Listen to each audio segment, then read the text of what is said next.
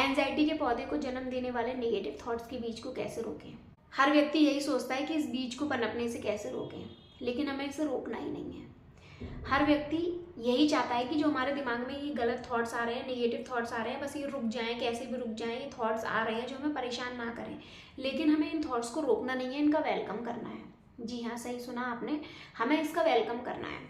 शांति से बैठिए और उन विचारों को देखिए कि क्या विचार आ रहे हैं, उनको आइडेंटिफाई कीजिए।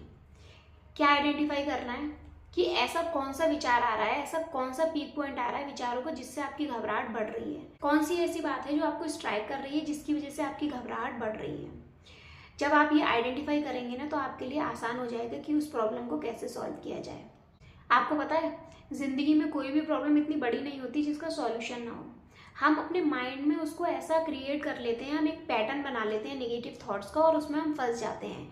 इस पैटर्न को तोड़ना ही ना एंजाइटी से बाहर निकलने का तरीका है। अब इस पैटर्न को कैसे तोड़ें?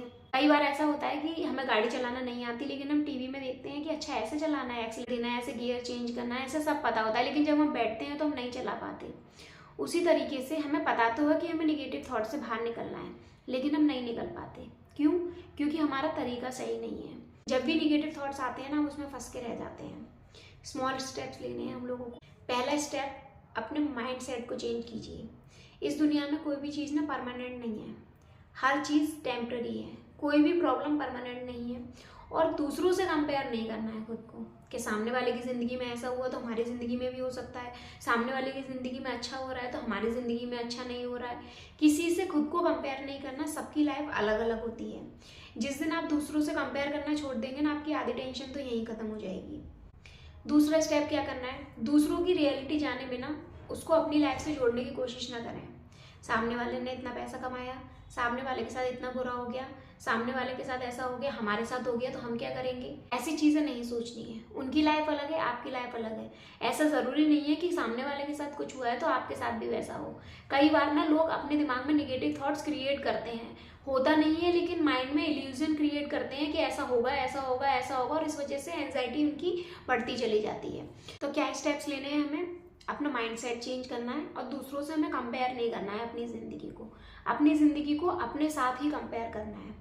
अब मान लीजिए कोई व्यक्ति एक पार्टी से बिलोंग करता है तो वो सामने वाली पार्टी की बुराई ही करेगा। चाहे सामने वाली पार्टी में उसे कितनी भी अच्छाई दिख रही हो, फिर भी वो उसकी बुराई करेगा। जिसकी शादी हो गई है लेकिन अच्छी नहीं चल रही, अगर आप उससे शादी के बारे में पूछेंगे तो वो व्यक्ति यही बोलेगा कि शादी मत कर, बेकार चीज़ है। लेकिन जिसकी अच्छी है वह ये बोलेगा कि हाँ शादी अच्छी चीज़ है, कर लो। तो आप दोनों जगह फंस जाएंगे, दोनों जगह कंफ्यूज हो जाएंगे कि हम करें या ना करें। इसीलिए कभी भी कुछ भी करने से पहले अपने दिमाग का इस्तेमाल कीजिए और अपने फैसले स्वयं लेना सीखिए। सुनिए, सबकी सुनिए, अपनी बातों को भी शेयर कीजिए लोगों के साथ। अगर आपको लगता है कि सामने वाला सॉल्यूशन देने लायक है तो अपनी बातें शेयर कीजिए। अगर सामने वाला सॉल्यूशन देने लायक नहीं है तो आप लिखिए। लिखते लिखते ना आपको सॉल्यूशन समझ में आने लगेगा, और नहीं आए तो उसको पढ़िए। लिखने के बाद पढ़िए, बार बार पढ़िए, देखिए कि ऐसी क्या प्रॉब्लम है मेरी ज़िंदगी में जो सॉल्व नहीं हो पा रही है। दूसरों की राय तभी लीजिए जब आपको लगता है कि वह व्यक्ति देने लायक है, और अगर देने लायक है उसके बाद भी अगर आपको उसकी राय पसंद नहीं आ रही है तो अपनी बुद्धि का यूज़ कीजिए। ऐसा ज़रूरी नहीं है कि सामने वाले व्यक्ति ने जो राय दी है वह आपके काम आए। सबकी ज़िंदगी अलग अलग होती है। जैसे मैंने बताया कि जिसकी शादी अच्छी चल रही है वह अच्छी बताएगा, जिसकी शादी बुरी चल रही है वह बुरी बताएगा।